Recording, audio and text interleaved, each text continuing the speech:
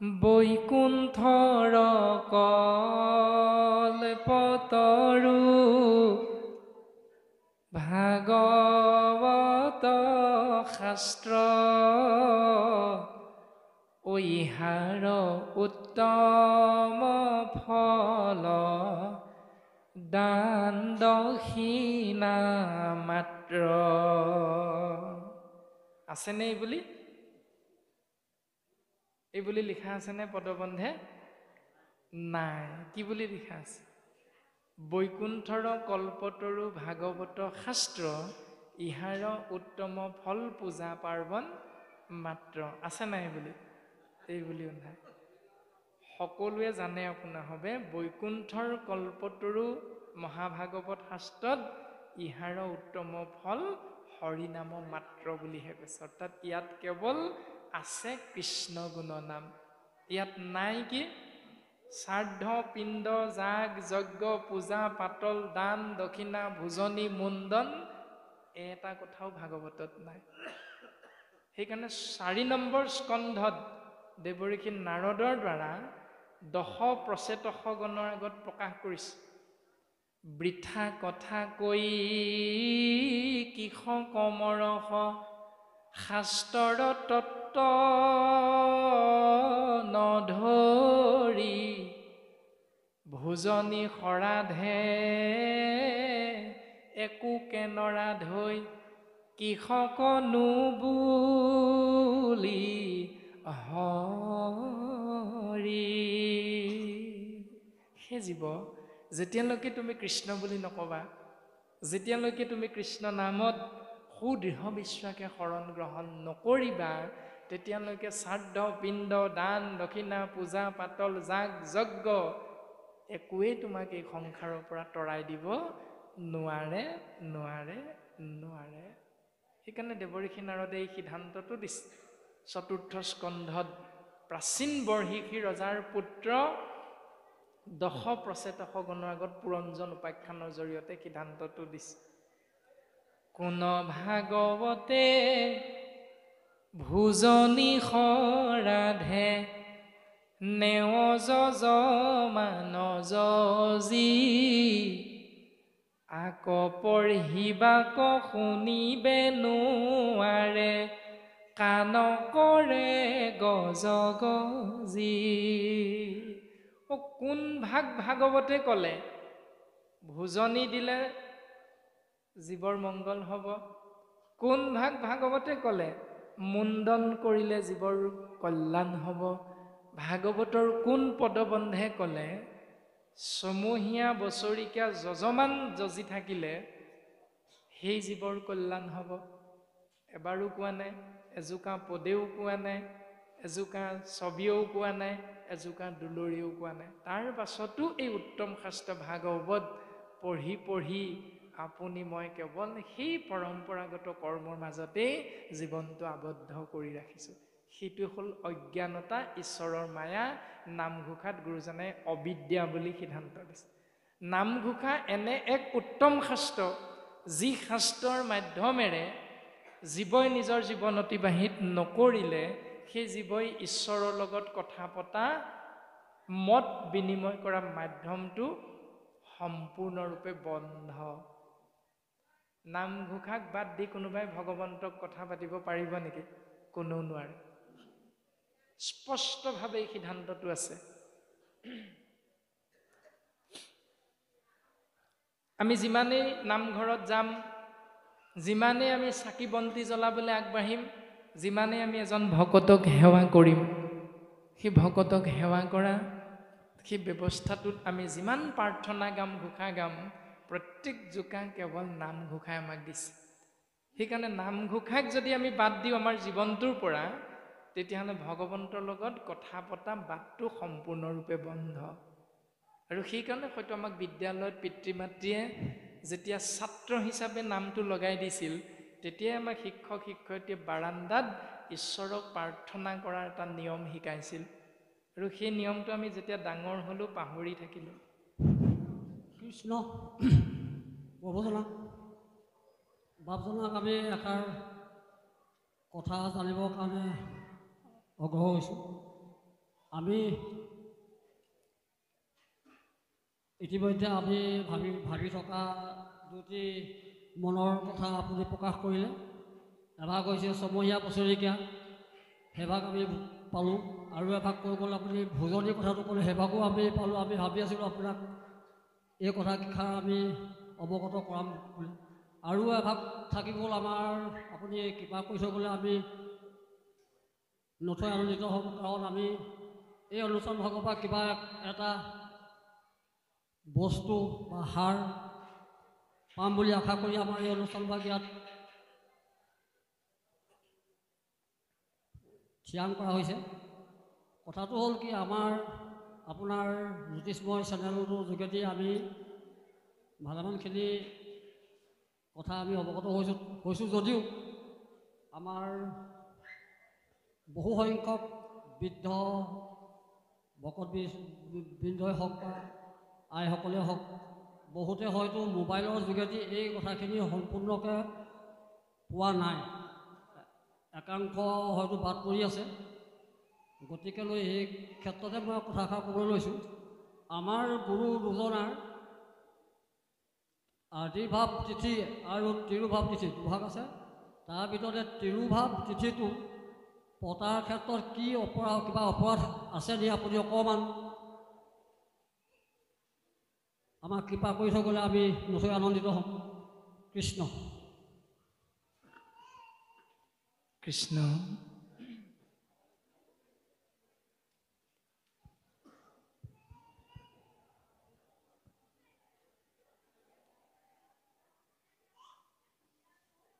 কৃষ্ণ। পৰম বৈষ্ণৱজনৰ চৰণ কমলত আমি ভক্তিৰ সেৱাভাগী অৰ্পণা কৰা হৈছে।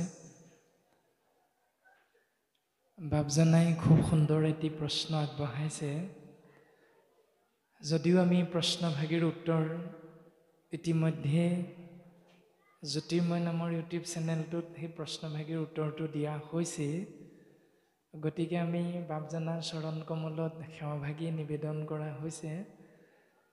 খুব চমুকৈ আমি প্ৰশ্নটোৰ উত্তৰ দিবলৈ আগবাঢ়িব বিচৰা হৈছে যে গুৰুজনাৰ আবিৰ্ভাৱ আৰু তিৰুভাৱ। আবিৰ্ভাৱ মানে হ'ল জন্ম, তিৰুভাৱ মানে হ'ল মৃত্যু। ভাগৱতে এটা সত্য দৰ্শন দিছে। সত্য দৰ্শনটো হ'ল যে শৰীৰটো বিনাশী, আত্মা অবিনাশী। আৰু সেই অবিনাশী আত্মাৰ বাবে আমি শৰীৰধাৰী মনুষ্য নামৰ জীৱবিলাকে কোনো ছমহীয়া বছৰিকা কৰাৰ কোনো প্ৰয়োজন নাই। 6 নম্বৰ স্কন্ধত ভাগৱতৰ 6ষ্ঠ স্কন্ধত খুব সুন্দৰভাৱে ইয়াৰ উত্তৰ প্ৰদান কৰিছে। আমি সকলোৱে কথাখিনি কম বেছি পৰিমাণে বুজি পাওঁ, কিন্তু তাৰ প্ৰাক মুহূৰ্তত আমি বাপজনাই সোধা সেই প্ৰশ্নটিৰ উত্তৰটো আগবঢ়া হৈছে। আমি প্ৰথম জানিবলৈ চেষ্টা কৰিব লাগিব যে শংকৰনো প্ৰকৃততে কোন? বিদ্যালয়ত নাম লগাওঁতে আমি প্ৰত্যেকেই পাইছিলোঁ যে কুসুম্বৰ ভূঞাৰ গৃহত শংকৰ নামেৰে সত্যসন্ধাৰ গৰ্ভত এটি দেৱশিশুৰ জন্ম হৈছে, আৰু সেই দেৱশিশুটিৰ নাম ৰখা হৈছে শংকৰ। কিয়নো কুসুম্বৰ ভূঞাই তেওঁৰ বংশ পৰিয়ালে সেইখিনি সময়লৈকে দুৰ্গা পূজা, শিৱ পূজা আদি অন্য দেৱতাৰ পূজাবিলাক আশ্ৰয় কৰি আছিল। কিন্তু যেতিয়া এই ক্ষুদ্ৰ ক্ষুদ্ৰ দেৱ দেৱতাসকলৰ পূজা কৰিছিল, সেই পূজা কৰি জীৱই পৰম গতি লাভ কৰিব পৰা নাছিল। সেইকাৰণে গুৰু চৰিতৰ মাধ্যমেৰে আমাক এটি সুন্দৰ দৰ্শন দিছে। এই ৰাম পূৰ্বকালে ইটো ৰাজ্যে নাছিল ভকতি, নানা দেৱ পূজা মাত্ৰ আচৰে সম্প্ৰতি। পূৰ্বতে অসম নামৰ ৰাজ্যখনৰ ৰজা আছিল নৰকাসুৰ, আৰু সেই নৰকাসুৰৰে ৰাজ্য অসমত ভক্তি নাছিল, বিপৰীতে নানা দেৱ পূজা কৰা নিয়মটোহে প্ৰচলন আছিল।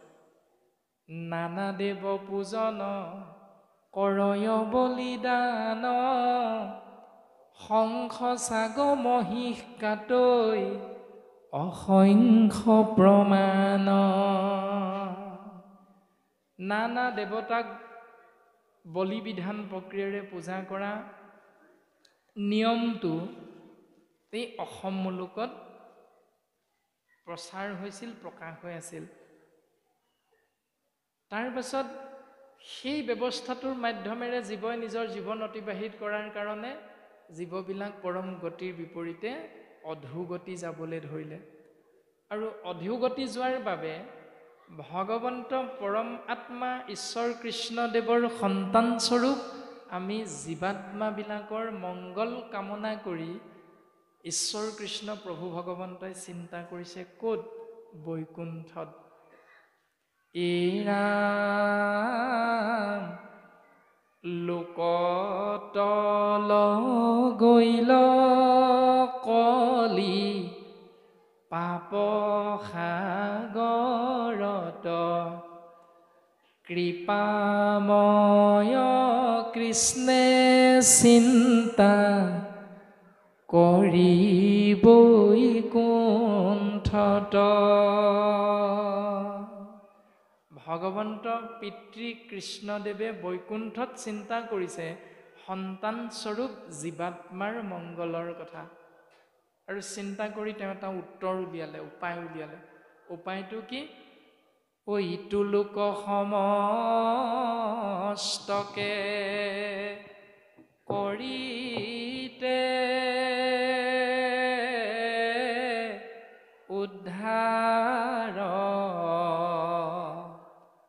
শংকৰ মাধৱ ৰূপে ভৈলা অৱতাৰ।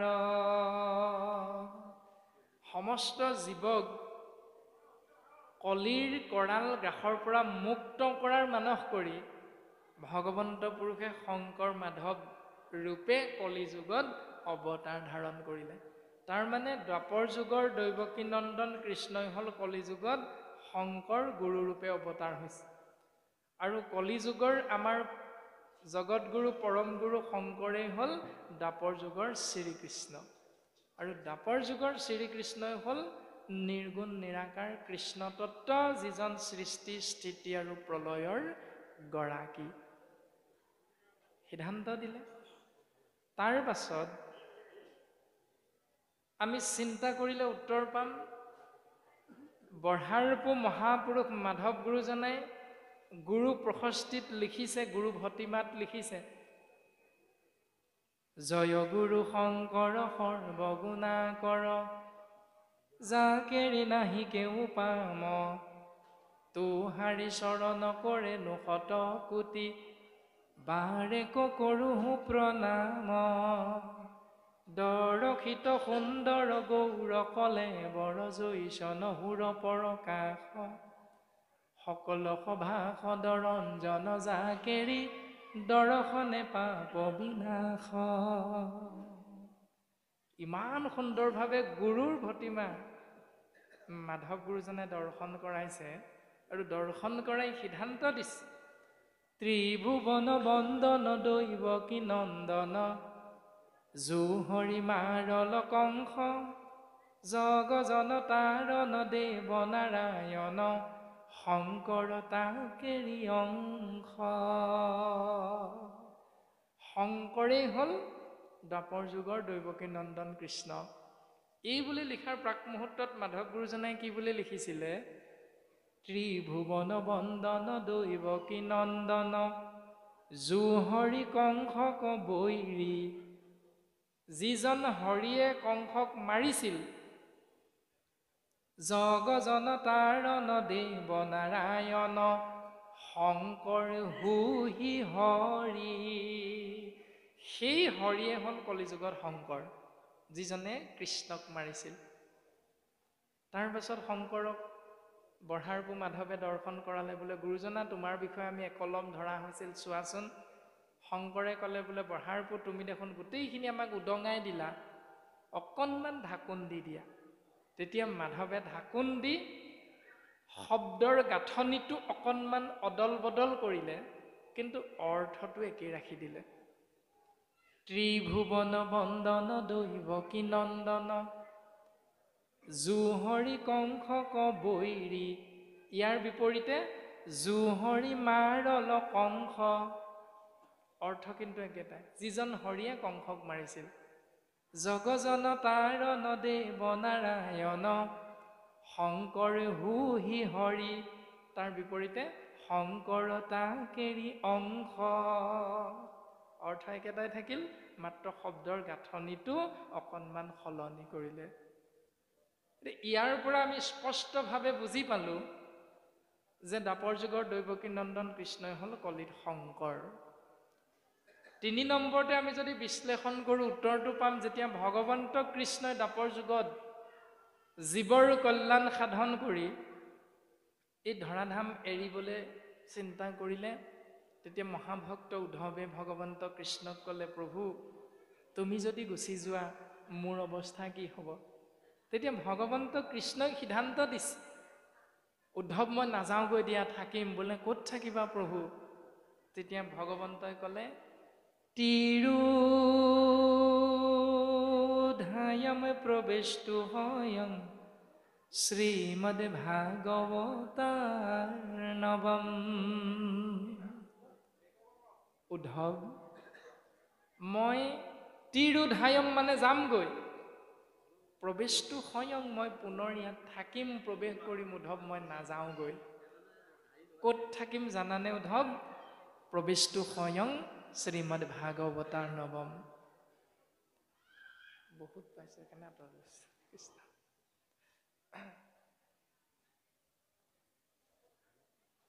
মনিটৰ চাউণ্ডটো কমাই দিয়ক, তেতিয়া মোৰ ওচৰত ল'ব পাৰিম, নহ'লে বহুত পাইছে।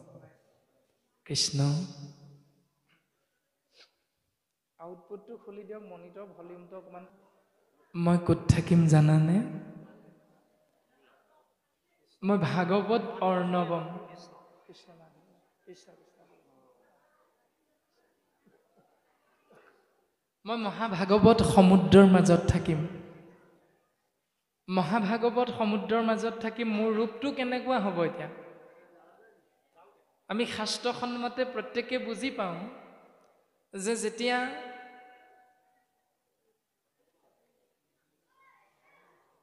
হিৰণ্যকশিপুৰ আদি দৈত্যৰ গৃহত মহাভক্ত প্ৰহ্লাদৰ জন্ম হৈছিল, মহাভক্ত প্ৰহ্লাদক যেতিয়া ভগৱন্ত ক'ত আছে বুলি তেওঁৰ পিতৃ হিৰণ্যকশিপুৰে সুধিছিল, তেতিয়া হিৰণ্যকশিপুৰক ভক্ত প্ৰহ্লাদে কৈছিল যে পৰমাত্মা ইক্ষতত্ত্ব সৰ্বত্ৰতে বিৰাজমান। তেতিয়া হিৰণ্যাক্ষক সুধিছিল যে তোৰ মহাহৰিয়ে স্তম্ভত আছেনে নাই? প্ৰহ্লাদে ক'লে, আছে পিতা, মোৰ মহাহৰি স্তম্ভতে আছে। আৰু যেতিয়া মুষ্টিৰে প্ৰহাৰ কৰিলে, তেতিয়াই স্তম্ভত ভগৱন্ত পুৰুষে নৰসিংহ ৰূপত বেকত হ'ল। সেই যিটো ৰূপ ভগৱন্ত পুৰুষে ধাৰণ কৰে জীৱৰ মংগলৰ অৰ্থে, এই ধৰাধামত কলিৰ কৰাল গ্ৰাসত পৰি আপোনাৰ মোৰ যদি অমংগল হয়, সেই অমংগলৰ পৰা মুক্তি পাবৰ বাবে আমি যদি নামঘৰত গৈ আমাৰ এই কপালখন মজিয়াত যদি খুন্দিয়াই খুন্দিয়াই তেজ উলিয়াই দিওঁ, ভগৱন্ত তেনেকুৱা ৰূপত আপোনাক মোক দেখা দিবনে নিদিয়ে এতিয়া? দিবনে? বৰ্তমান সময়ত ভগৱন্তই তেনেকৈ আমাক দেখা দিবনে? নিদিয়ে, কাৰণ কলিযুগ। বৰ টানিছে দেই মাইকটোৱে। শাস্ত্ৰসন্মতে আমাক সিদ্ধান্ত দিছে যে মই ভাগৱতত থাকিম, মোৰ ৰূপটো হ'ব বাংময় ৰূপ, অৰ্থাৎ বাণীময় ৰূপ। বাক যুগ মই সমান বাংময়, তিৰুধায়ম প্ৰবিষ্টু স্বয়ং শ্ৰীমদ ভাগৱত অৰ্ণৱম, তেনয় বাংময় মূৰ্তি প্ৰতক্ষা বৰ্ততে হৰে। এই বাংময় মূৰ্তিৰ নাম তত্ত্ব, নাম ৰূপ আমি যেতিয়াই জীৱই আশ্ৰয় কৰিম, জীৱৰ কল্যাণ সাধন হ'ব। ভগৱন্তই উদ্ধৱক ক'লে ভগৱন্তৰ ৰূপটো হ'ল শব্দ ব্ৰহ্ম ৰূপ। ভাগৱতত ভগৱন্ত আছে। এতিয়া ভগৱন্ত ভাগৱতত আছে, আমি বুজি পালোঁ। এতিয়া শংকৰদেৱো গুৰুৰূপে অৱতৰণ হৈ শংকৰদেৱেও ধৰাধাম এৰি গ'ল। এৰি যোৱাৰ প্ৰাক মুহূৰ্তত মাধৱদেৱে শংকৰক সুধিলে, বোলে গুৰুদেৱ তুমি গুচি গ'লে মোৰ অৱস্থাটো কি হ'ব? তেতিয়া শংকৰ গুৰুজনে মাধৱক উত্তৰ দিছে, বঢ়াৰপো তুমি শুনাচোন। অ শুনিও মাধৱ মোৰ থাকিবাৰ থান, কীৰ্তন দশম মোৰ মূৰ্তিৰ সমান।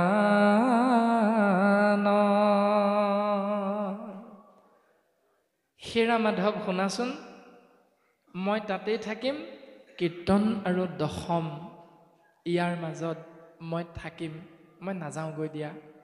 এতিয়া প্ৰশ্নটো আমি নিজক সুধিব লাগে, নিজক কৰিব লাগে।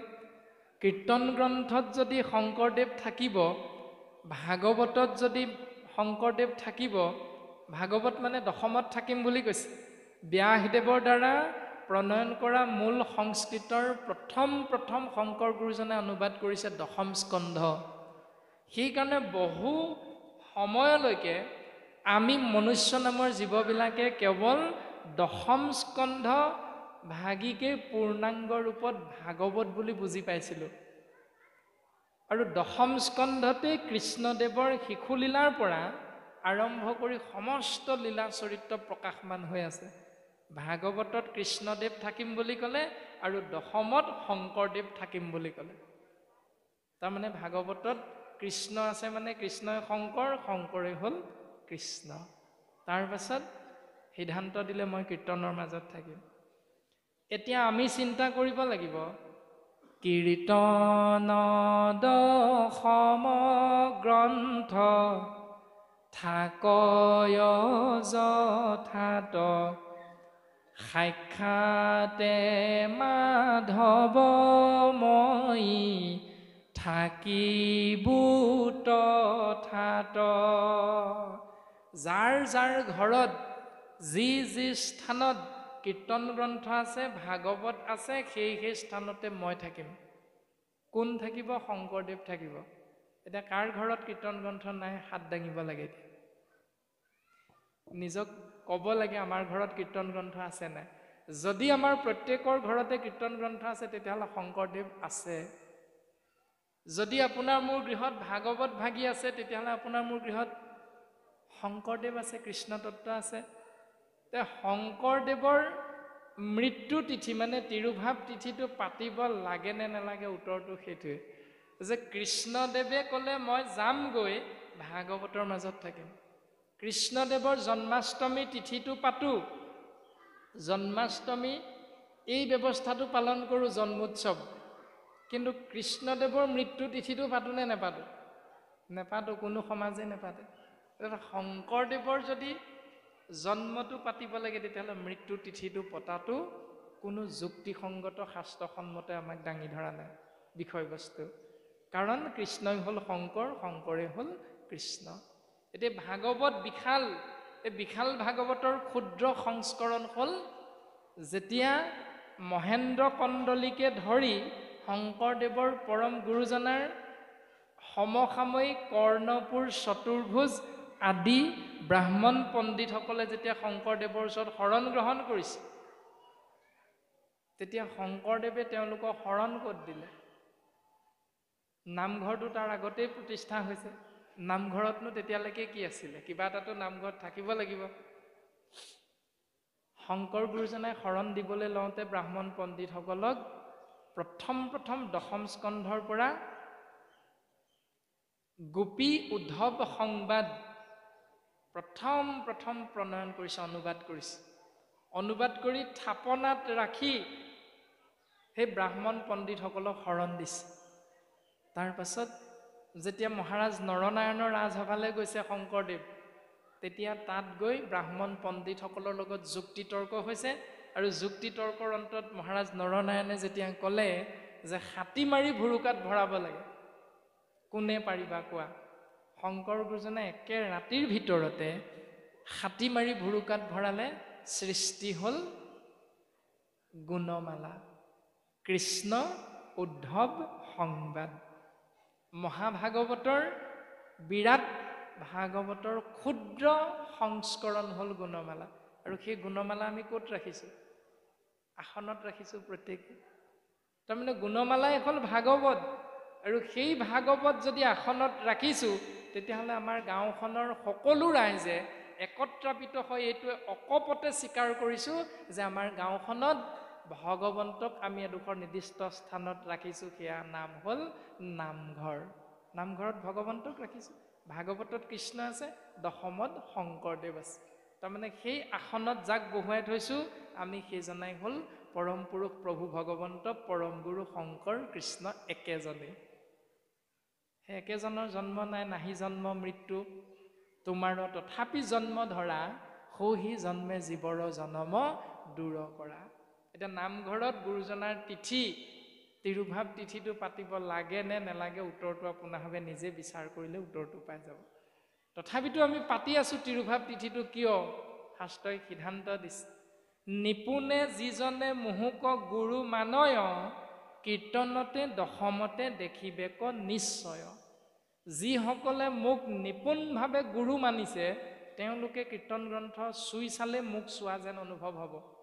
তেওঁলোকে কীৰ্তন গ্ৰন্থৰ পাত লুটিয়ালে মোক স্বচক্ষে দৰ্শন পাই যাব।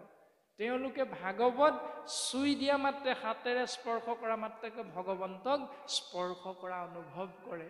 তেওঁলোকে কীৰ্তন গ্ৰন্থক চুই দিয়া মাত্ৰকে গুৰুজনাক স্পৰ্শ কৰা অনুভৱ কৰে, যিসকলে নিপুণভাৱে শংকৰক গুৰু মানিছে।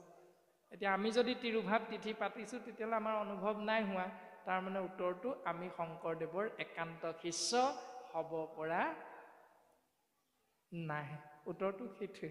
আমি যদি গুৰুজনাৰ একান্ত শিষ্য, তেতিয়াহ'লে মাধৱ গুৰুজনাই কৈছে, ৰাম শ্ৰীমন্ত শংকৰ হৰি ভকতৰ জানা যেন কল্পতৰু,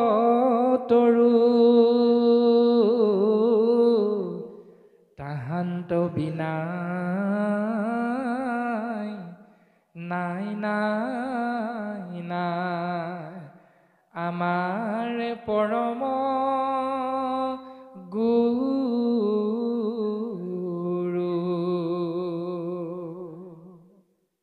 এতিয়া আমি প্ৰত্যেকে এজনে অন্যজনক সুধিলে, বোলে আমাৰ গুৰু কোন? উত্তৰটো শ্ৰীমন্ত শংকৰদেৱ। সকলোৱে আমি এইটোৱে ক'ম।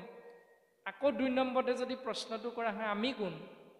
উত্তৰটো কি হ'ব? এতিয়া আমাৰ গুৰু কোন? উত্তৰ হ'ল শ্ৰীমন্ত শংকৰদেৱ। প্ৰশ্নটো আকৌ হ'ল আমি কোন? উত্তৰটো হ'ল আমি শিষ্য। বোলে কেনেকুৱা শিষ্য? উত্তৰটো হ'ল ভকত শিষ্য। কেনেকুৱা ভকত? এতিয়া গণ্ডগোলটো লাগি আছে সেইডোখৰত, কেনেকুৱা ভকত। এতিয়া শাস্ত্ৰই কৈছে শংকৰদেৱ সেইসকলৰ গুৰু, শ্ৰীমন্ত শংকৰ হৰি ভকতৰ বুলি কৈছে। শংকৰদেৱ সকলোৰে গুৰু নহয়। আমি কৈ থাকিব পাৰোঁ মুখেৰে জয়গুৰু শংকৰ বুলি, সৰ্বগুণাকৰ বুলি, কিন্তু আমি মুখেৰে কৈ থাকিলে মানেই যে শংকৰদেৱ আমাৰ গুৰু হৈ যাব, এইটো আকৌ নহয়। শংকৰদেৱ সেইসকলৰ গুৰু যিসকল কেৱল হৰি ভকত। শ্ৰীমন্ত শংকৰ হৰি ভকতৰ জানা যেন কল্পতৰু। কল্পতৰু, কল্প মানে সময়, তৰু মানে বৃক্ষ বা লতা, যে যেনেধৰণে ভাবে। সময়ৰূপী বৃক্ষ হ'ল শংকৰদেৱ গুৰুজনা, সেইসকলৰ বাবে যিসকল কেৱল এক হৰণীয়া হৰি ভকত বুলি কোৱা আছে। আমি মাজে মাজে গণেশৰ ভকতো হৈ গৈছোঁ নহয়, মাজে মাজে আমি বিদ্যালয়ত শিক্ষকৰ চাকৰিটো কৰাৰ বাবে সৰস্বতী ভকতো হৈ গৈছোঁ, আমি মাজে মাজে দুৰ্গাৰ ভকতো হৈ যাওঁ 2-3 দিনৰ কাৰণে। গতিকে আমি এশৰণীয়া হ'ব পৰা নাই। সেইকাৰণে শংকৰদেৱ আমাৰ পৰম গুৰু নহয়। আমি প্ৰত্যেকেই চিন্তা কৰিলে উত্তৰটো পাম। গতিকে শংকৰদেৱৰ তিৰুভাৱ তিথি এশৰণীয়া ভকতৰ বস্তু নহয়। কোনোবাই পাতি আছে, তাত আমাৰ ক'ব লগা একো নাই, কিন্তু আমি যুক্তিপূৰ্ণভাৱে যদি শাস্ত্ৰসন্মতে কথাটো বিশ্লেষণ কৰোঁ, তেতিয়াহ'লে আমি উত্তৰটো এনেকৈহে পাম। শংকৰদেৱ এজন মানুহ নহয়। আপোনাৰ মোৰ দৃষ্টিত মানুহ হ'ব পাৰে, সেইকাৰণে আমি তেওঁ মৰিল বুলি আমি তিথিটো পাতি থাকোঁ।